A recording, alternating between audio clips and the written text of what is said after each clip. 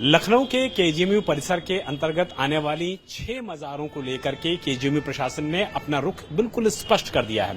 KGMU प्रशासन का कहना है कि जितनी भी नोटिस दी जानी थी, जितने भी मौके दिए जाने थे, मजार प्रशासन को दिए जा चुके हैं, लेकिन मजार प्रशासन की तरफ से ना तो अब तक कोई शख्स पहुंचा, ना ही कोई पेपर दिए गए, ना ही कोई मालिकाना हक उनका है इस बात के सबूत दिए गए। और उसके बाद केजीएमयू प्रशासन इस नतीजे पर पहुंचा है कि लास्ट स्पीकिंग ऑर्डर सोमवार को तामील कराया जाएगा मजारों पे, और उसके बाद केजीएमयू प्रशासन ये मौका देगा कि या तो उक्त जो अवैध अतिक्रमण है उसको मजार करता यानी कि मजार के जो पोजीशन वाले लोग हैं, केयरटेकर्स हैं, या तो खुद से हटा लें, या तो केजीएमयू प्रशासन मजबूरी में बुलडोजर कार्रवाई करेगा।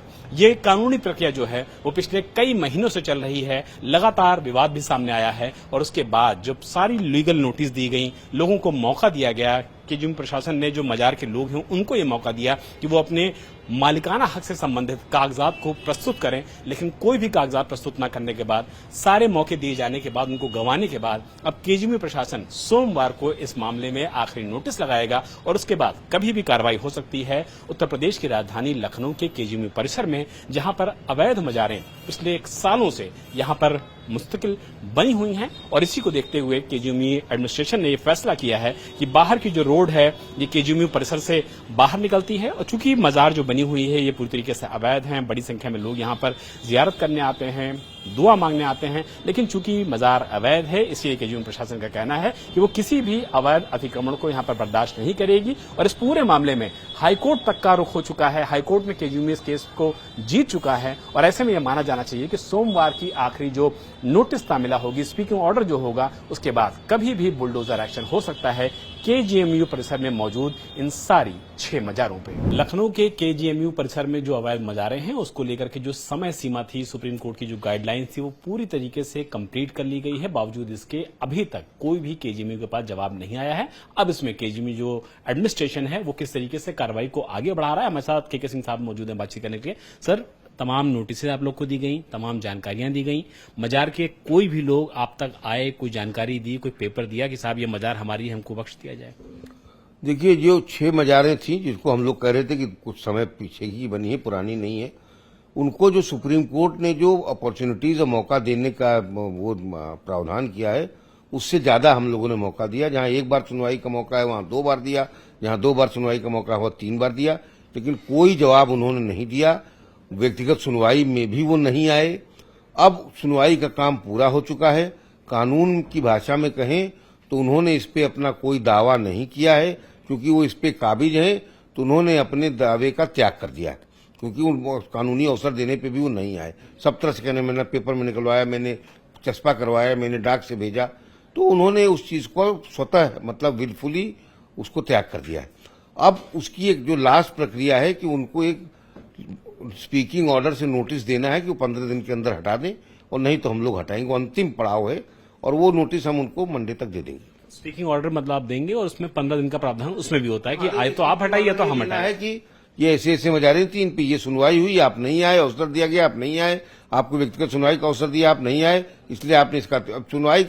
देखिए, स्पीकिंग ऑर्डर तब होता जब वो आके कोई उन्होंने दावा पेश किया होता, लेकिन जब किया ही नहीं तो एक पार्टी है, फिर भी हम लोग उसको जब जब बुलाया था लिखेंगे, उसके बाद लिख देंगे कि अब चूंकि आपने इस पे अपना दावा त्याग दिया है या कोई दावा नहीं किया है, तो कृपया हमारी जमीन है, इस पे आप इसको शिफ्ट कर लें 15 दिन के अंदर, नहीं तो हम शिफ्ट कर देंगे। कई सारे मजार के लोगों से जब हमारी बातचीत हुई तो हमेशा कहते थे कि हम लोग केजीएमयू जाएंगे, वफ की जमीन है, वहां से हम डॉक्यूमेंट निकालेंगे, उसके बाद लेकर के आएंगे। कोई भी कभी भी नहीं आया आप लोग के पास दावा करने? वक्फ की जमीन नहीं है, ये केजीएमयू कैंपस में है। केजीएमयू कैंपस के अंदर वक्फ की केवल एक जमीन है, शामीना साहब की मजार, और शामीना साहब की मजार है जो मजार की बाउंड्री है, उसके बाहर भी लीगल कंस्ट्रक्शन है, और उसको भी हम लोग हटाएंगे। उसको भी आप लोगों ने बीच में हटवाया था पुलिस बल को लेकर के? तो हरमैन साहब की है, जो शामीना साहब की मजार है, उसकी और डेंटल के बीच में भी 20-25 हजार फुट जमीन हमारे अवैध लोगों ने कब्जा करी है। उसमें मुसलमान भी हैं, हिंदू भी हैं, ये कोई धर्म जात की बात नहीं है। शामीना साहब की मजार जो है वक्फ की प्रॉपर्टी है, हम लोग उसका सम्मान करते हैं। हमारे तमाम लोग खुद उनका दर्शन और वो करने जाते हैं, हम लोग भी जाते हैं, उसको हम लोग नहीं छुएंगे। बाकी जो हरमैन साहब की दरगाह है उसका जितना पोर्शन है 2500 फुट वो रहेगा, बाकी उसकी चारों तरफ की जमीन हमारी है, उस पर जल्दी कंस्ट्रक्शन शुरू होगा। सर, जो एक गलत तरीके से यहाँ पर एक घुसपैठिया डॉक्टर कहा जाएगा, घुसपैठिया डॉक्टर का रूप ले रखा था, उसको आप लोगों ने पुलिस को हैंड ओवर कर दिया है, लीगल प्रक्रिया जारी है। क्या इन्वेस्टिगेशन में निकल के सामने आ रहा है सर?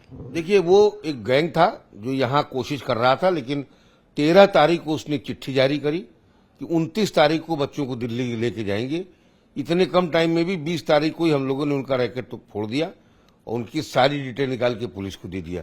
अभी आपने देखा होगा कि मेरे कमरे में हम लोगों की जो टास्क फोर्स टाइप की बच्चों की बनी है वो कितने एक्टिव थे। हम लोग इसका एक मॉडल बना के सारी यूनिवर्सिटी और सारी चिकित्सा संस्थानों को देंगे कि वो अपने यहाँ इसी तरह की ट्रेनिंग दे, और अब हमारे यहाँ कोई आसानी से घुस नहीं पाएगा।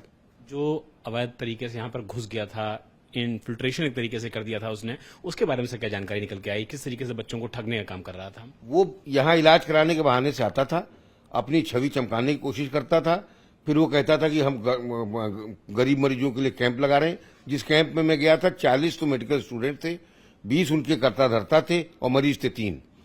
लेकिन वो खूब सारी दवाइयां थी, खूब तंबू कनात था, खूब रिफ्रेशमेंट थे। वो एक ऐसी इमेज करने की बहुत सोशल वर्क में है जिससे हमारे बच्चे जो परिपक्व नहीं है, कम उम्र के हैं, वो उनके झांसे में आ जाएं। जब वो झांसे में आ जाएंगे तो उसे दोस्ती करेंगे तो उन्हें बाहर ले जाएंगे, उसके बाद जो करेंगे वो आप जानते हैं। आखिरी सवाल ले लेता हूँ, क्या सर इसमें भी कुछ इस तरीके की चीजें सामने आई थी कि धर्म परिवर्तन जैसी कोई चीज सामने आई हो? देखिए, धर्म परिवर्तन के नहीं, लेकिन करने वाले एक धर्म के, और जिन बच्चों को टारगेट कर रहा था वो मेरे धर्म के। तो ये तो जांच पुलिस करेगी ना कि क्यों कर रहे थे, लेकिन इससे शंका तो होती ही है।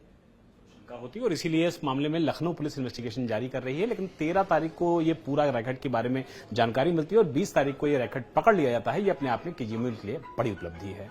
कैमरा मनोज कुमार के साथ विशाल प्रताप सिंह, इंडिया टीवी, लखनऊ।